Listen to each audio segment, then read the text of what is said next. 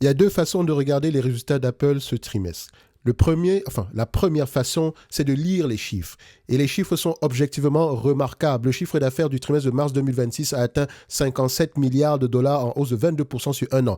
La Chine progresse de 28%. Les services croissent de 16% au-dessus des attentes. La marge brute atteint 49,3%, un niveau qui ferait rougir la plupart des industriels. Et la guidance pour le trimestre de juin annonce une croissance entre 14 et 17%, soit presque le double de ce que les analystes anticipaient.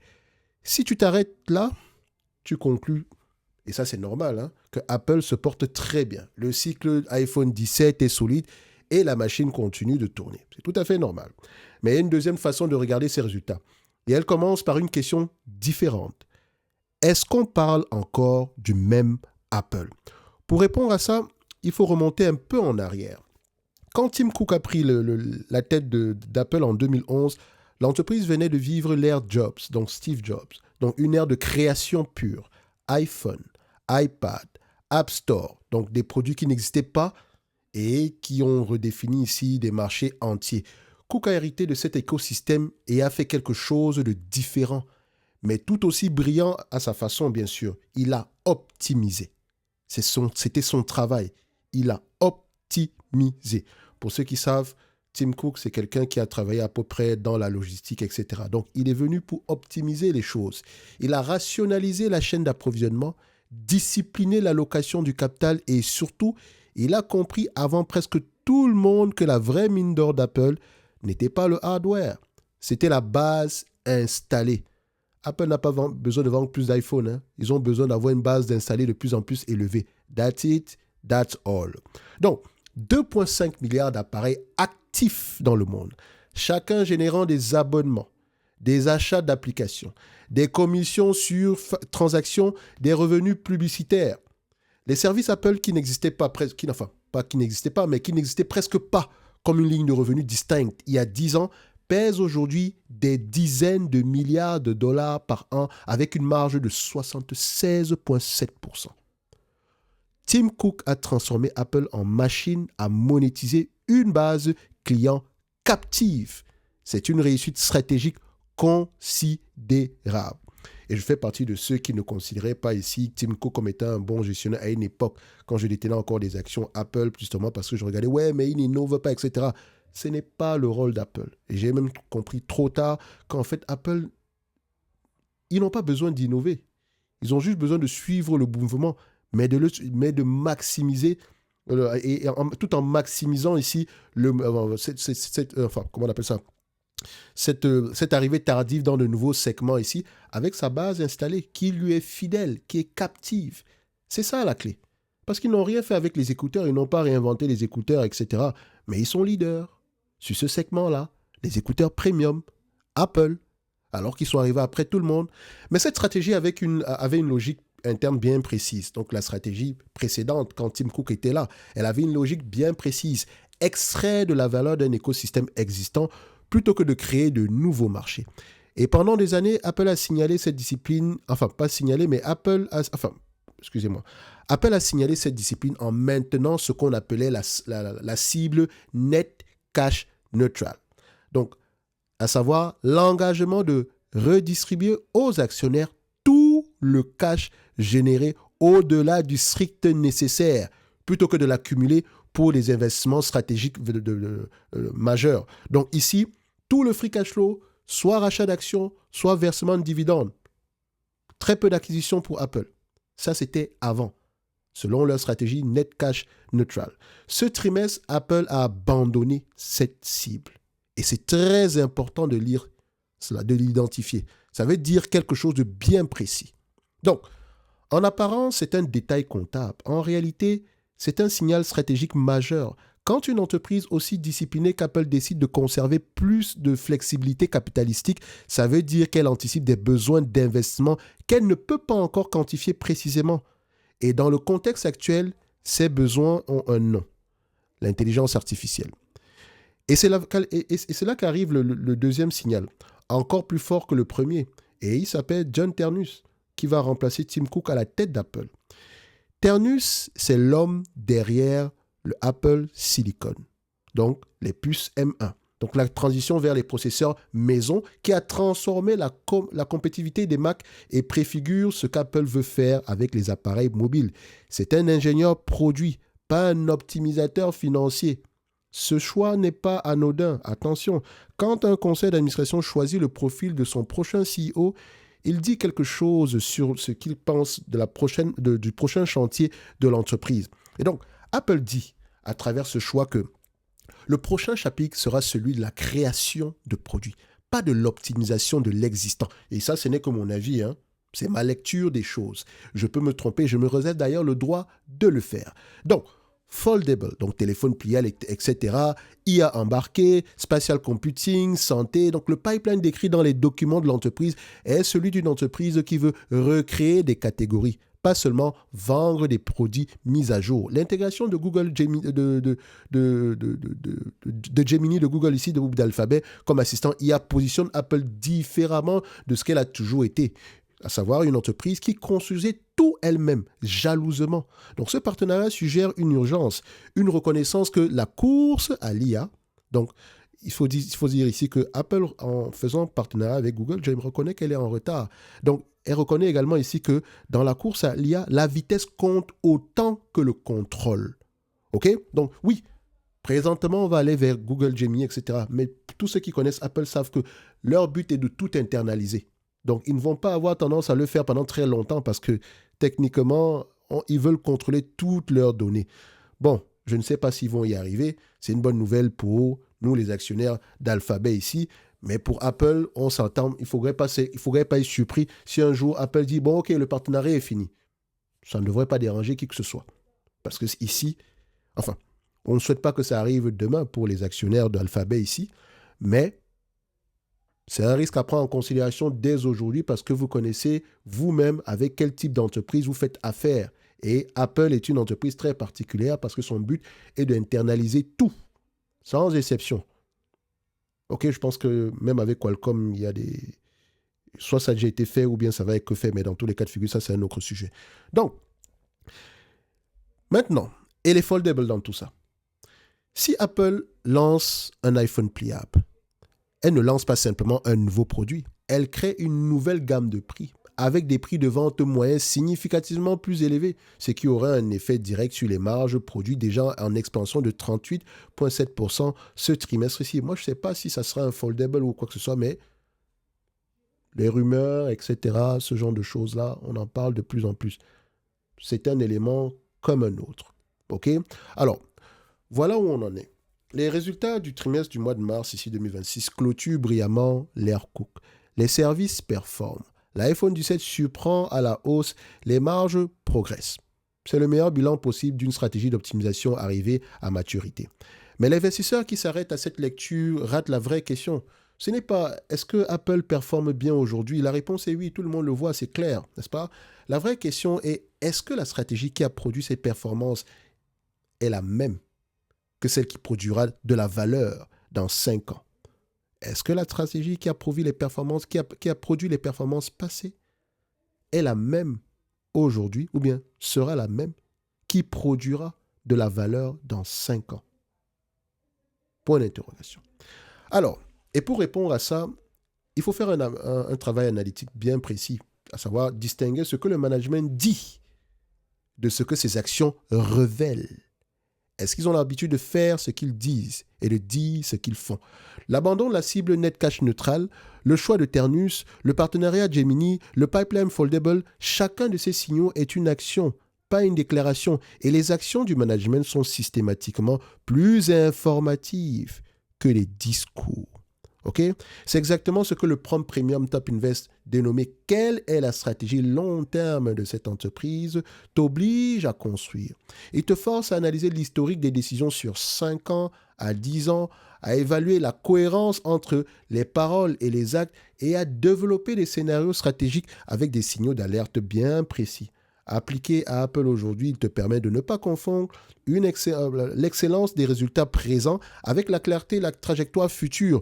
Deux choses très différentes ici et souvent inversement corrélées dans les moments de transition stratégique. Donc, tu retrouveras ce prompt ici en description de la vidéo dans la bibliothèque de prompt premium. Et je rappelle que cette bibliothèque-là finance notre projet. Vous recevez quelque chose aujourd'hui, ainsi que demain, une fois que ce projet-là sera mené à bien. Présentement, nous avons atteint la barre des 9%. Je compte sur vous pour atteindre le 100% ici, d'ici, disons, dans moins de 60 jours, on va le dire comme ça. C'est largement possible parce que clairement, c'est une centaine de personnes, voilà, 600 personnes grand max, ok? Et pour ceux qui me connaissent, vous savez généralement que quand je donne quelque chose, je donne toujours plus que ça. Bref, on referme cette parenthèse-là, donc si ça vous intéresse, c'est en description de la vidéo. Dans tous les cas de figure, les prompts vont vous aider. Donc ça vaut déjà bien plus que ce que vous aurez derrière. Enfin, c'est déjà quelque chose. Maintenant, on va passer à l'analyse quantitative, qui est la partie la plus facile. Je rappelle ici une chose. Quand je fais mes affaires d'analyse quantitative, chacun ira calibrer à sa manière. OK? Donc, ici, Apple, c'est APL. Ici, on va ça. Tac, tac, tac. Alors, croissance des revenus, très, très bien. Marge brute, premier niveau de pricing power, ça se voit ici. Stabilité ou croissance, vous constatez ici qu'on a clairement, boom, de la croissance. Donc, Apple a un pricing power, ça se voit au niveau des chiffres. Maintenant, marge EBITDA, il faut qu'on aille dans le même sens, légèrement dans le même sens, pas plus mal que ça. Ensuite, on va regarder ici le nombre d'actions, rachat massif d'actions, on adore ça. Ensuite, dette nette to EBITDA, qu'est-ce qu'on observe ici? Est-ce que c'est une entreprise qui est endettée en dessous de 5? C'est ce qu'on préfère. Il n'y en a presque pas parce que c'est une entreprise qui a plus de cash que de dette. OK? Rappelez-vous quand Tim Cook a pris les commandes d'Apple, ici, vous pouvez voir qu'il y avait énormément de cash parce que Steve Jobs ne distribuait pas de dividendes ni quoi que ce soit. Il gardait énormément de cash. Et quand Tim Cook est arrivé, voilà son travail. Vous le voyez là. OK? À un moment donné, je pense que le yield, quand on prenait ici la valeur d'entreprise, free cash flow yield ici, voilà. On avait à peu près on avait un rendement de près de 20%, juste avec du Apple. Une vingtaine de pourcents. Littéralement. Oui, c'est à ce niveau-là que Apple était sous-évalué. Donc, Apple s'est négocié à 5 fois les free cash flow, en prenant en considération le cash net. Vrai? 5 fois les free cash flow. En prenant en considération, attention, n'allez pas regarder les free cash flow dans ce sens-ci. Il faut également prendre en considération la dette. Non, il est où ce chiffre-là? Voilà. Voilà. Donc, on avait à peu près une métrique ici aux alentours des 8, 10. Mais si vous prenez les free cash flow en supplément ici, vous avez à peu près, si vous prenez ici la dette nette, on avait un chiffre un peu plus bas que ça. Donc, Apple aurait pu vous distribuer la totalité des bénéfices nets. La totalité des bénéfices nets, si vous la citez ici, vous avez une grande partie ici de la capitalisation boursière qui était en cash, littéralement. Apple. Le même Apple que certaines personnes achètent à 35 fois les bénéfices aujourd'hui. Je dis ça, je ne dis rien. Bref, c'était la belle époque. On continue ici. Maintenant, combien de fois les bénéfices le marché paie généralement pour ce genre d'entreprise? La croissance, c'est assez correct, c'est un business plutôt mature ici. Voilà, mais il y aura généralement une croissance plus élevée que l'inflation, soit en augmentant les prix ici, en vendant plus dans tous les cas de figure, ou bien avec d'autres services ici. Mais c'est un business que je ne paierai pas plus de 20 fois les bénéfices. Ça, c'est mon avis. Grand max, ça sera 25. Et maintenant, vous faites ce que vous voulez derrière, OK? Vous choisissez de payer 50, 70 fois, comme vous voulez. Je pourrais prendre la borne supérieure ici, mais ça ne veut pas forcément dire que je vais... Pour moi, si Apple... Si on se rend compte que c'est $311, ça ne veut pas dire que c'est sous-évalué ou bien c'est un bon prix. Il faut une marge de sécurité supplémentaire. Bref, est-ce que Apple pourrait mériter 25 fois les bénéfices? C'est possible. L'écosystème d'Apple a énormément de valeur. Et mon raisonnement peut être biaisé ici parce que je fais partie de cet écosystème-là et je ne compte pas changer. Je continue ici. Alors, je vais prendre Coifin. On regarde ici, ticker symbole Apple. On met ça là. Si je m'amuse à payer 25 fois les bénéfices, on a à peu près $271 l'action ici, plus le cash net. Voilà, en termes de cash net, on aura combien? Si je prends les free cash flow, excusez-moi, 25 fois les bénéfices, vu qu'on a tendance à avoir des free cash flow plus élevés que les net income ici, ça donne 292 $ l'action avec un tout petit peu de croissance ici. Donc, pourquoi est-ce que je prends un tout petit peu de croissance? Parce que comme vous pouvez le voir en termes de forecasting, c'est un business qui est généralement prévisible. Les analystes font généralement de très bonnes prévisions ici pour une période de 2 ans avec une marge d'erreur de plus ou moins 20% de manière générale. OK? Et vous pouvez voir ici que sur les derniers mois, on est optimiste, mais de plus en plus optimiste de manière générale. OK? Donc, 25 fois les bénéfices, borne supérieure ici, ça ne me dérange pas sur une entreprise comme Apple, ça fait 292 $. Moins la dette nette, enfin, on a plutôt du cash net ici. Ça donne combien? Cash net ici, en quarterly. Si vous voulez payer 20 fois les bénéfices, libre à vous. Si vous voulez payer 15 fois les bénéfices, libre à vous. Même 10 fois les bénéfices, ça dépend de vous. Ceci n'engage que moi. Donc, je préfère même laisser ça ici parce qu'Apple a laissé. C'est une entité qui a du cash net ici. Donc, on va mettre ça de côté. Et ce qu'on va faire, c'est juste ça. On mettra 292 $ ici dans notre price target. Donc, je viens dans ma watchlist. Oh! Attendez. Dell Technologies, 44%. C'est moi qui fais... Ah, 28% plutôt. Mais Dell, là, ça peut... Bref, on revient ici. Oui, j'en ai parlé il y a très longtemps de Dell. Je pense que lors de la séparation... Bref, allez-y, regardez. Workday également, c'est très intéressant. ServiceNow, rien de surprenant. Les softwares vont mourir. Les amis, je ne sais pas ce que vous faites dans la vie, hein, mais si vous n'investissez pas dans les compagnies de logiciels en date d'aujourd'hui, ou bien si vous avez vraiment la crainte de l'IA, je pense que vous êtes en train de lire, vous êtes en train de faire une mauvaise lecture des compagnies logicielles. Je pense que j'en ai parlé, et j'ai parlé du type de compagnie logicielle qui va avoir tendance à réussir demain. On referme encore ça ici aujourd'hui. Demain, certains diront on est surpris par la performance. Achetez ce que le marché déteste, parce que tôt ou tard, le marché finira par se rendre compte de son erreur. OK? Donc, ici, moi j'aime bien quand je viens dans le lot of charts, je fais ça, je classe généralement, je ne regarde pas les entreprises qui font du plus dans l'année, c'est pas mon problème. J'aime généralement regarder les entités que le marché néglige. Donc, je vais aller faire ça, voilà. Je peux voir ici que Zoetis, ça peut être je prends sur 52 semaines. TTD, intéressant à aller regarder peut-être. Fiserv, Charter, non, je n'aime pas, même si en somme départ, ça peut avoir une énorme valeur, surtout les intangibles. Donc, Gardner, ça peut être intéressant. Loulou, je n'aime pas les vendeurs de vêtements, etc. Donc, ça n'engage que moi. Intuit, ça va aller. Pod, je ne sais pas c'est quoi. CoStar, c'est une entreprise qui m'intéresse. Je ne dirais pas, peut-être pas au prix actuel. BXC, je pense que c'est Boston Scientific, un truc comme ça. Bref, j'aime bien regarder comme ça. C'est ici que je prends mes opportunités d'investissement. OK? Voilà. Parce que tôt ou tard, le marché finira par... Enfin, maintenant, il faut faire des choix. Acheter celle qui a des avantages concurrentiels et qui subit ici une situation temporaire plutôt qu'une situation durable.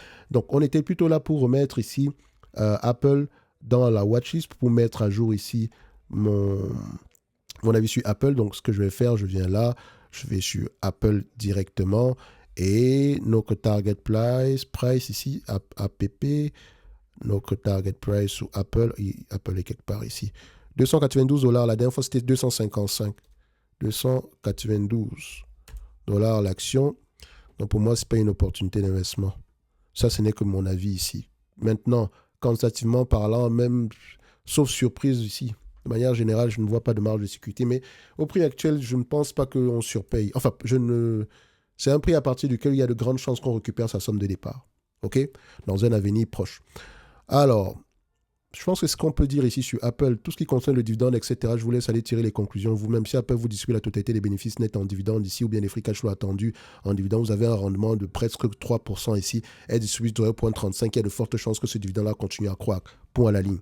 Donc, on se donne rendez-vous sur les prochaines vidéos. Ce n'est que mon avis. Et n'oubliez pas, il nous manque encore 91% pour atteindre notre objectif final ici. Donc, merci à tous ceux qui pensent nous rejoindre bientôt. Donc, pour le reste ici, un like, un abonnement, un commentaire, ça fait toujours plaisir. Vous avez des questions, on se voit dans le groupe School. Merci.